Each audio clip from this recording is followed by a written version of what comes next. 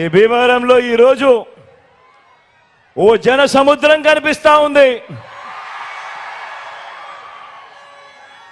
శబరి, ఇంద్రావతి రెండు నదులు కూడా కలిసిన గోదావరి ఉప్పొంగి ఆ నది కాస్త సముద్రం అయితే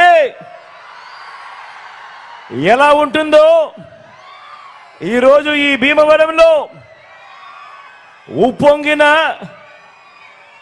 ఈ ప్రజల అభిమానం అలా ఓ సముద్రమై కనిపిస్తా ఉంది ఈరోజు ఇక్కడ భీమవరంలో.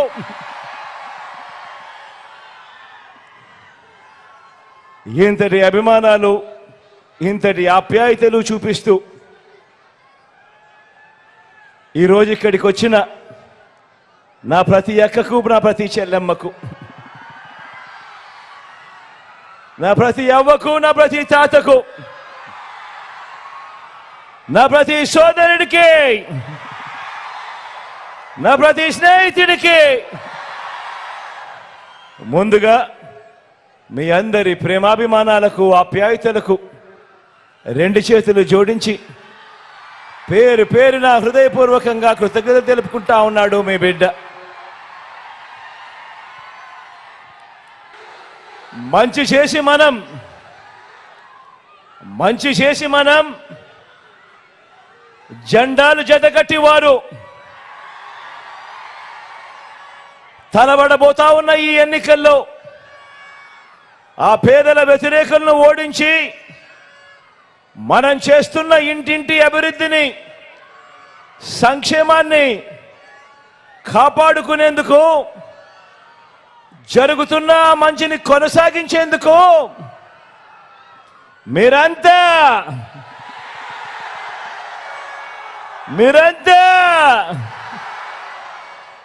సిద్ధమేనా?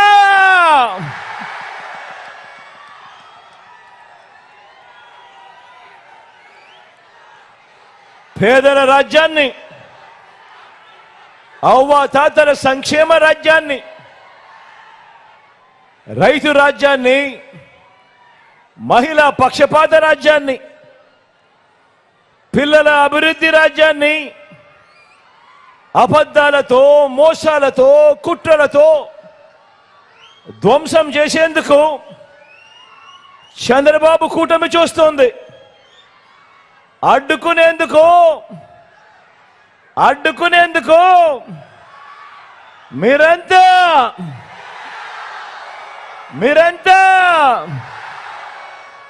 సిద్ధమేనా?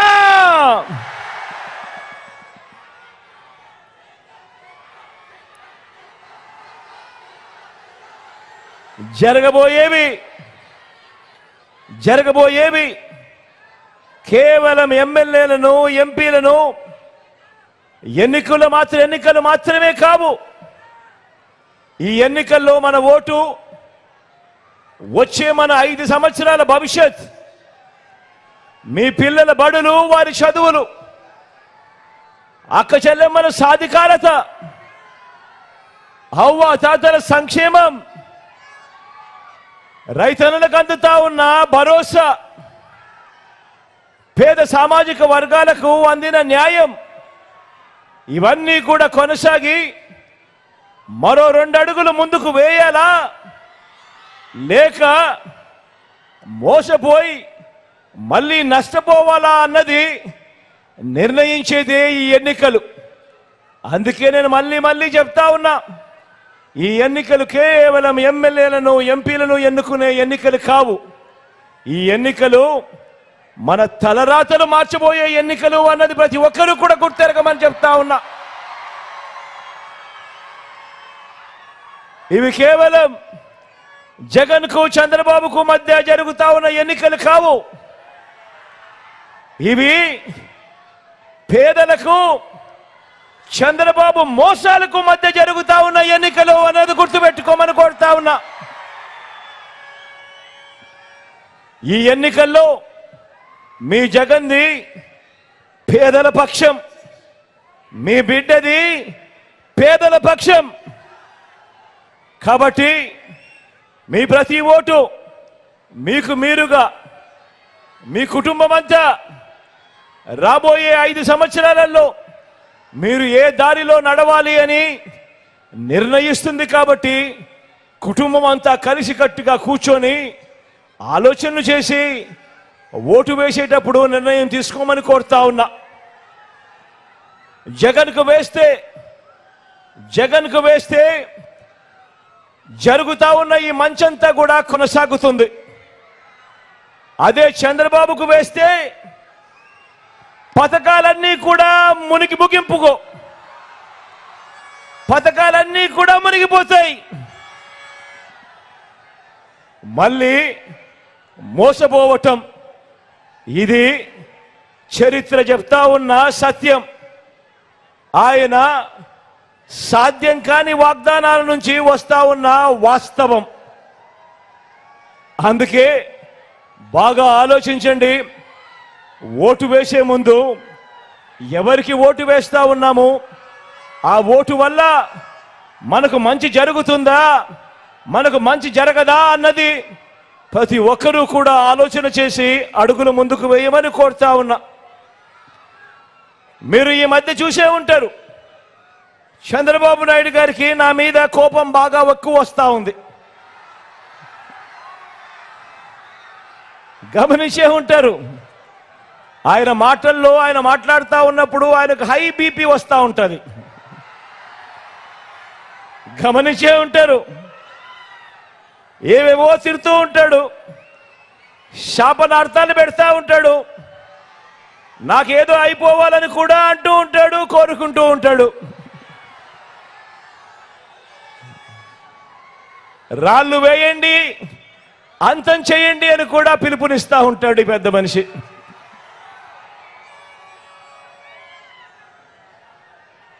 ఎందుకు అంతగా నా మీద కోపం, ఎందుకు అంతగా నా మీద కోప్పడుతున్నాడు అని అంటే మీకు తెలుసా? తెలుసా అక్క? తెలుసా చెల్లెమ్మా? ఎందుకు అంతగా చంద్రబాబు నాయుడికి నా మీద కోపమో? ఎందుకంటే నేను చంద్రబాబును అడగకూడని ప్రశ్న చంద్రబాబు నాయుడు గారిని అడిగా. అదేమిటో తెలుసా? బాబు బాబు బాబు బాబు చెరువులో కొంగ మాదిరిగా చేపలను తినేందుకు ఎదురు చూస్తూ ఇంకో పక్క జపం చేస్తా ఉన్నట్టుగా నటిస్తావెందుకయ్యా కొంగ జపాలు చేస్తూ అని అడిగా. ఇలా అడగడం తప్పవా?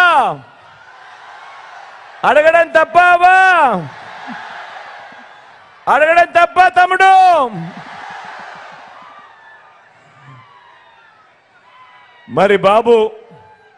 మరి చంద్రబాబు, నీ పేరు చెబితే పేదలకు గుర్తుకు వచ్చే స్కీమ్ ఏదైనా కూడా ఒక్కటంటే ఒక్కటైనా ఉందా అని చంద్రబాబు నాయుడు గారిని అడిగా. నీ పేరు చెబితే పేదలకు గుర్తుకొచ్చే ఒక్కటంటే ఒక్క మంచైనా ఉందా అని చంద్రబాబు నాయుడు గారిని అడిగా. ఆయన చేసిన మంచి ఏ పేదలకు గుర్తుకు రాకపోగా చంద్రబాబు పేరు చెబితే మాత్రం గుర్తుకొచ్చేటివి ఏమిటో తెలుసా?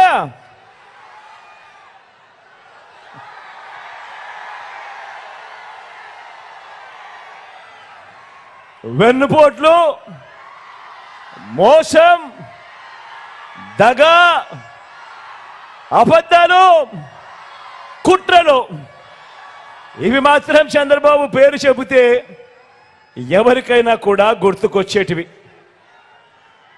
అదే మాదిరిగా దత్తపుత్ర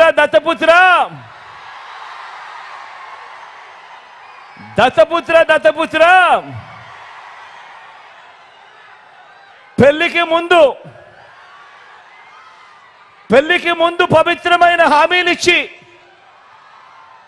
పిల్లలను పుట్టించి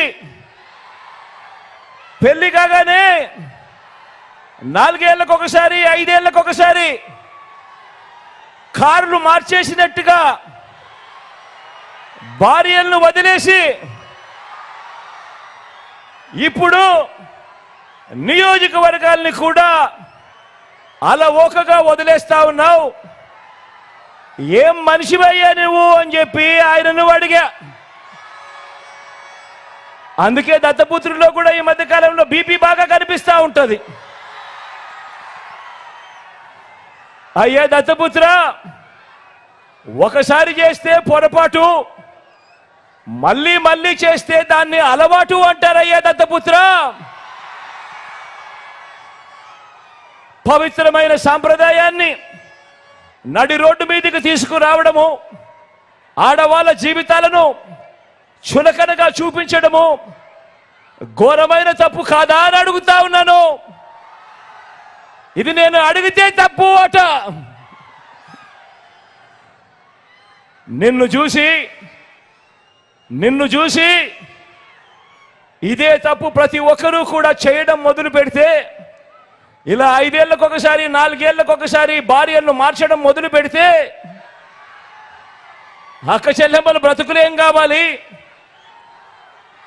అని కనీసం ఆలోచన కూడా చెయ్యని ఈ పెద్ద మనిషిని నువ్వు చేస్తా ఉన్నది తప్పు కదయా అని అంటే చాలు, ఆ పెద్ద మనిషిలో కూడా బీపీ విపరీతంగా పెరిగిపోతుంది. ఇలా ఇలా ఇలా ఊగిపోతా ఉంటాడు. చేతులు ఊపేస్తాడు, కాళ్ళు ఊపేస్తాడు, తల ఊపేస్తాడు, అన్ని ఊపేస్తాడు. ఆయన బీపీని అసలు తట్టుకోలేము.